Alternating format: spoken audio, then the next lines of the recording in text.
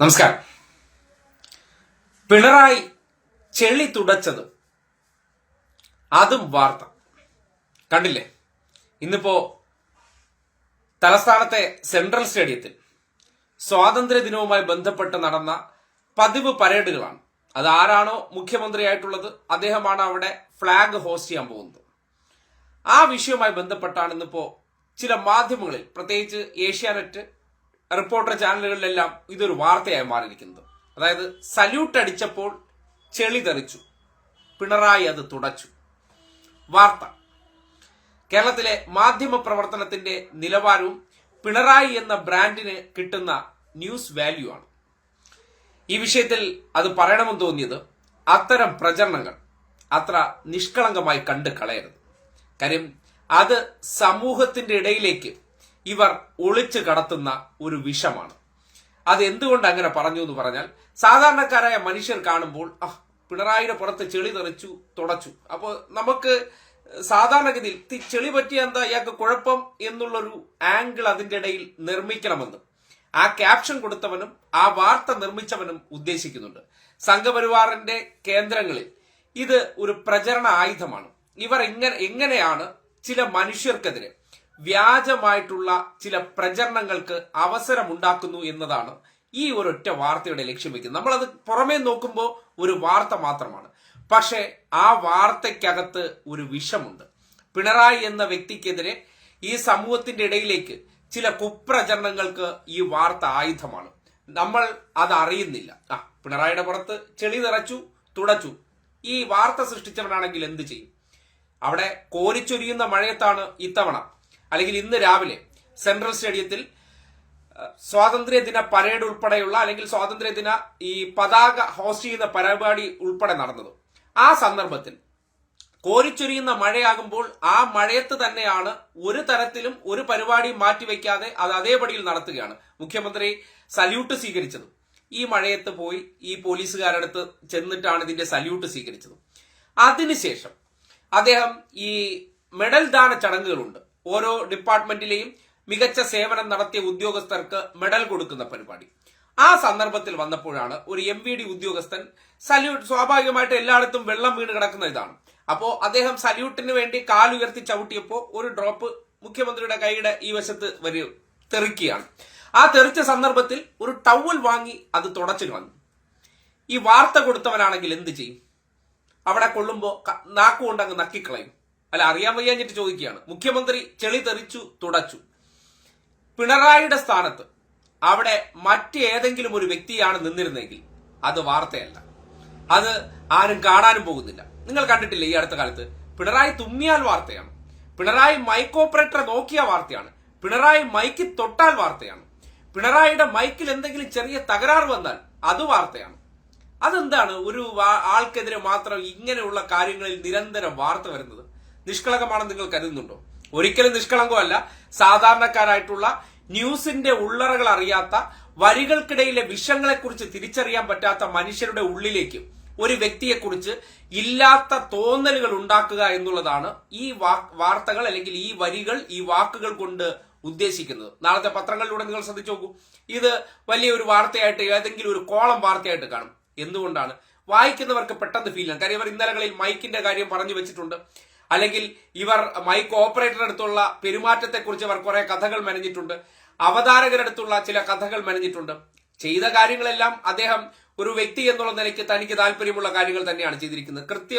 കൃത്രിമമായിട്ട് മാധ്യമങ്ങൾ ഉണ്ട് എന്നുള്ള കാര്യം മുൻനിർത്തിക്കൊണ്ട് ഒരിക്കലും പിണറായി എന്ന വ്യക്തി അഭിനയിക്കാറില്ല. ഒരു വ്യക്തിയുടെ ഏറ്റവും വലിയ ക്വാളിറ്റിയാണ് താൻ എന്താണോ അത് ഏത് സന്ദർഭത്തിലും തുറന്നു കാട്ടാൻ തയ്യാറാണെങ്കിൽ അതാണ് ഒരു യഥാർത്ഥ വ്യക്തിത്വം എന്ന് പറയുന്നത്. കാരണം ഊളത്തരങ്ങളല്ല, അല്ലെങ്കിൽ വെവിളിത്തരം കാണിക്കുന്ന പ്രവർത്തനമല്ല. തന്റെ സ്വഭാവ ശൈലി ഇതാണ്. ഇത് മറച്ചു വെക്കാതെ, അത് മാധ്യമങ്ങൾ നിൽക്കുന്നതുകൊണ്ട് ഞാൻ ഇതല്ല, ഞാൻ ആൾക്കാരുടെ കണ്ണിൽ പൊടിയിടാൻ ഒരു കൃത്രിമമായി അഭിനയിച്ചാൽ ഞാൻ ഉടായിപ്പാണെന്നേ, ഒരു സംശയമില്ലെന്നേ.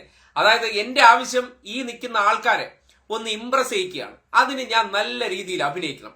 അഭിനയിച്ച് തകർത്തതിന് ശേഷം അങ്ങ് പോവുക. പിന്നീട് എപ്പോഴെങ്കിലും ഇവരൊക്കെ കാര്യത്തിന് വരുമ്പോൾ അപമാനിച്ചു വിട്ടാലും പ്രശ്നമല്ല. ഇത്രയും ആൾക്കാരുടെ മുന്നിൽ കൃത്രിമമാണെന്ന് അഭിനയിച്ചാൽ മതിയല്ലോ. അത് ചെയ്യാറില്ല. അദ്ദേഹത്തിന് ചെളി തെറിച്ച സന്ദർഭത്തിൽ ആ MVD ഉദ്യോഗസ്ഥനായിട്ടുള്ള വ്യക്തിയോട് ഒരു അസംതൃപ്തി ഉണ്ടാക്കിയിട്ടില്ല. പക്ഷെ നിങ്ങൾ ഏഷ്യാനെറ്റിന്റെ ആ വാർത്ത വന്നിട്ടുണ്ട്, അതിന്റെ താഴത്തെ കമന്റുകൾ കയറി വായിച്ചു നോക്കൂ. സംഘികളുടെ സ്വാഭാവികമായിട്ട് ഇത്തരം കമന്റുകൾ ഉണ്ടാകാനും വാർത്തയുടെ റീച്ച് കൂട്ടാനും പിണറായി എന്ന ബ്രാൻഡിനെ എങ്ങനെയാണ് വാർത്താ കച്ചവടത്തിന് ഉപയോഗിക്കുന്നതും ആ വ്യക്തിയെ ഈ ജനങ്ങൾക്കിടയിൽ ഉണ്ടായിരിക്കുന്ന സ്വാധീനത്തെ നശിപ്പിക്കാൻ ഏത് രീതിയിലാണ് ഇവർ ഈ വിഷം പുരട്ടിയ വാർത്തകൾ മധുരതരമായി ഫ്രണ്ടിൽ കാണിച്ച് അങ്ങ് സമൂഹത്തിന്റെ ഇടയിലേക്ക് അങ്ങ് ഇട്ടുകൊടുക്കുന്നത്. അവിടെ സംഘികൾ പറയുന്ന വാചകമുണ്ട്, MVD ആ ഉദ്യോഗസ്ഥന്റെ പണി പോയി, അവൻ കട്ടപ്പോകയാണ്, ചിലർക്ക് ചെളി തെറിച്ച പറ്റൂല, കോരന്റെ മകന് ചെളി തെറിച്ച പറ്റൂല. ഈ ആംഗിളിലാണ് നമ്മുടെ നാട്ടിൽ ആ സ്ഥാനത്ത് നരേന്ദ്രമോദിയോ സുരേഷ് ഗോപിയോ സതീശനോ രമേശ് ചെന്നിത്തലയോ സുരേന്ദ്രനോ ആരെങ്കിലും നിന്നാൽ ഇത് വാർത്തയാകും നിങ്ങൾക്ക് തോന്നുന്നുണ്ടോ? ഒരിക്കലും വാർത്തയാകുന്നില്ലെന്നേ. കാര്യം ഇതിനെ ക്രോസ് ചെയ്യാൻ വേണ്ടി ഇടതുപക്ഷത്തിന്റെ പ്രൊഫൈലിന്റെ ഭാഗമായിട്ടുള്ള ആരെങ്കിലും, അതായത് ഇന്നലകളിൽ പിണറായിക്കെതിരെ വന്നത് ഇതിന്ന് വാർത്തയായില്ല എന്നുള്ള നിലയ്ക്ക് ഉയർത്തി കാട്ടുകയാണെങ്കിൽ മാത്രം ഇത്തരം കാര്യങ്ങൾ നമ്മുടെ മുന്നിലേക്ക് വരും, അല്ലെങ്കിൽ വരാൻ പോകുന്നില്ല.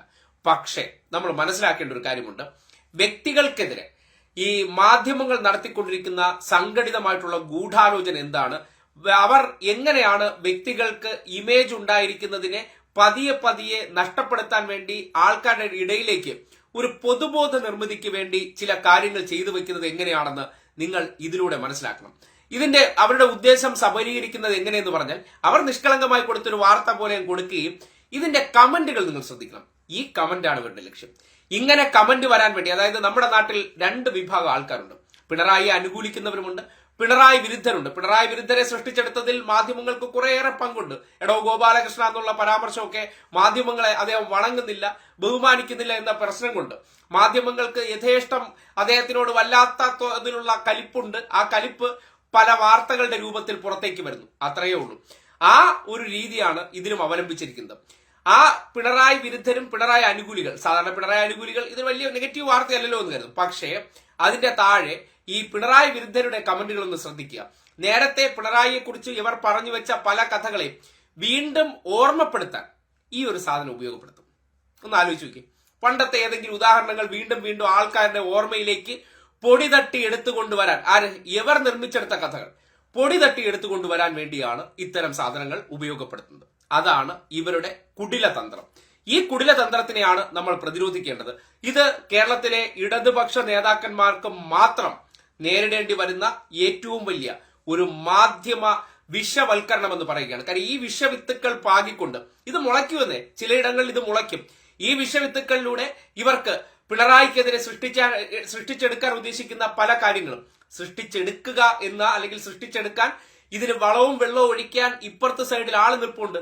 നമുക്ക് വിഷവിത്തുക്കൾ ഇട്ട് തന്നാൽ മതി, ഇത് കൊണ്ടുപോയി ഞങ്ങൾ ആഘോഷിക്കും. അതാണ് ലക്ഷ്യം വെക്കുന്നത്.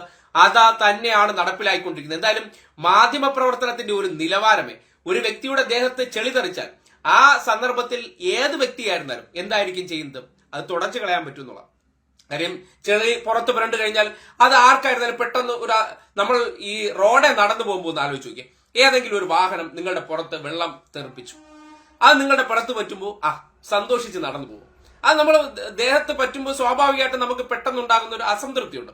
ആ അസംതൃപ്തി എന്ന് പറഞ്ഞാൽ അത് തുടച്ചു കളയുക, അല്ലാതെ മറ്റൊന്നും ചെയ്യാനില്ല. അല്ലെങ്കിൽ കഴുകിക്കളയുക, എവിടെയെങ്കിലും വെള്ളം കിട്ടുമെങ്കിൽ കഴുകിക്കളയാം. ഈ രണ്ട് കാര്യങ്ങൾക്കപ്പുറം അതൊന്നും ഇല്ലല്ലോ. പക്ഷെ പിണറായിക്ക് അത് ചെയ്താലും അതൊരു വാർത്താ ശൈലിയിൽ അവതരിപ്പിക്കുക എന്ന് പറയുന്നത്, അതിന് പോലും അദ്ദേഹത്തിന് എന്തോ അസഹിഷ്ണുതയുണ്ടെന്ന് പറയാതെ പറയുന്നുണ്ട്.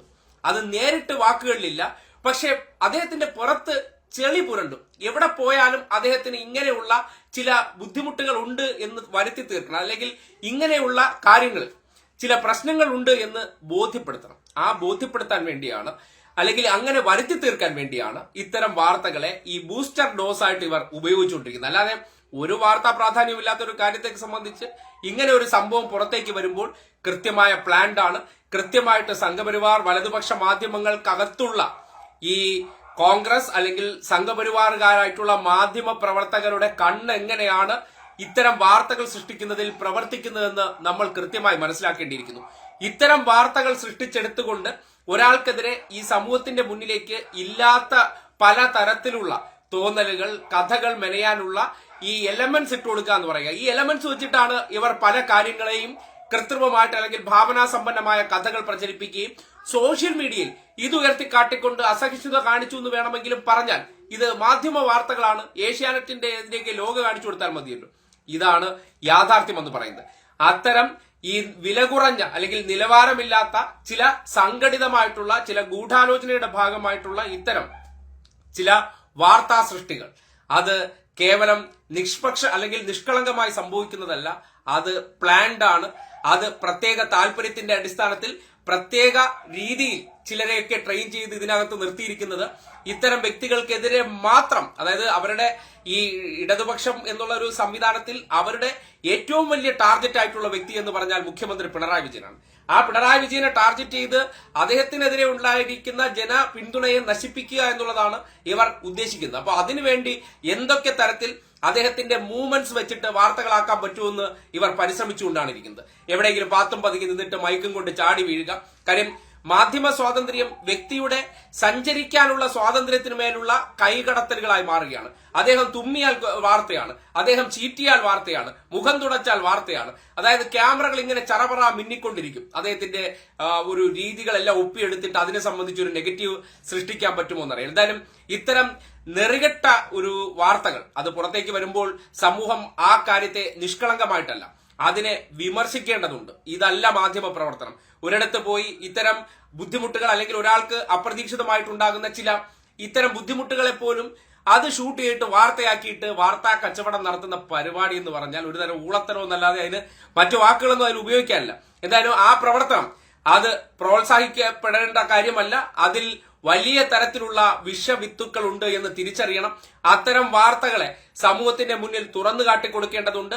എന്തിന്റെ അടിസ്ഥാനത്തിലാണ് ഒരു സ്വാതന്ത്ര്യദിന പരിപാടിക്ക് പോകുമ്പോൾ ഒരു മനുഷ്യന്റെ ദേഹത്ത്, മുഖ്യമന്ത്രിയുടെ പുറത്ത് മഴയത്ത്, അതായത് കോരിച്ചൊരിയുന്ന മഴയത്ത് വെള്ളം തെറിക്കാമെന്നുള്ളത് ഒരു സംശയമില്ലാത്ത കാര്യമാണ്. അല്ലെങ്കിൽ നടക്കുമ്പോൾ അദ്ദേഹത്തിന്റെ ചെരുപ്പിൽ നിന്ന് തെറിച്ച് ഉടുപ്പിലും മുണ്ടിലും ആകാതെ അതൊക്കെ വാർത്തയാണോ? അതെന്തേ ഇയാൾ ഒരു വ്യക്തിയുടെ കാര്യത്തിൽ മാത്രം വാർത്തയായി മാറുന്നത്? ആ ഒരൊറ്റ ഫോക്കസിലാണ് കാര്യങ്ങളെല്ലാം പോകുന്നത്. അപ്പോ അത് മനസ്സിലാക്കുക. നിഷ്കളങ്കമല്ല, അത് പ്ലാൻഡ് ആണ്. ആ പ്ലാനിങ്ങിന് പിന്നിൽ ഈ നാട്ടിലെ വലതുപക്ഷ മാധ്യമ പ്രവർത്തകരുടെ കുബുദ്ധിയുണ്ട്. ആ കുബുദ്ധിയെ തിരിച്ചറിയേണ്ടതുണ്ട്. ആ കുബുദ്ധി അവർ ഉപയോഗപ്പെടുത്തുന്നത് ഈ 2025 വരാനിരിക്കുന്ന തെരഞ്ഞെടുപ്പിന് മുന്നോടിയായിട്ട് ഒരു വ്യക്തിക്കെതിരെ എന്തൊക്കെ എലമെന്റ്സ് കിട്ടോ വാർത്തയാക്കിക്കൊള്ളണമെന്നുള്ള അവരുടെ ഒരു തീരുമാനമാണ്, അജണ്ടയാണ്. ആ അജണ്ടയുടെ ഭാഗമായിട്ടാണ് ഒരു തരത്തിലും വാർത്താ സ്കോപ്പില്ലാത്ത, ഒരു സാധ്യതയുമില്ലാത്ത ഒരു കാര്യത്തെ ഉയർത്തിക്കാട്ടിക്കൊണ്ട് ചെളി പുരണ്ടാൽ പോലും വല്ലാത്ത അസഹിഷ്ണുത ഉള്ള വ്യക്തിയാണ് എന്ന് ഒരു തോന്നൽ ഉണ്ടാക്കുക, അസംതൃപ്തി ഉണ്ടാക്കുക. പിണറായി വിരുദ്ധരെ സംബന്ധിക്കുന്നിടത്തോളം അവർക്ക് ഒരു ദിവസം ഇദ്ദേഹത്തിനെതിരെ മോശം പറയാനോ അല്ലെങ്കിൽ തെറിവിളിപ്പിക്കാനോ എന്തെങ്കിലും ഒരു എലമെന്റ് ഇട്ടുകൊടുക്കുക എന്നുള്ളതാണ് ഇത്തരം നെറികെട്ട മാധ്യമ പ്രവർത്തനത്തിന് പിന്നിലെന്ന് പറയേണ്ടി വരികയാണ്.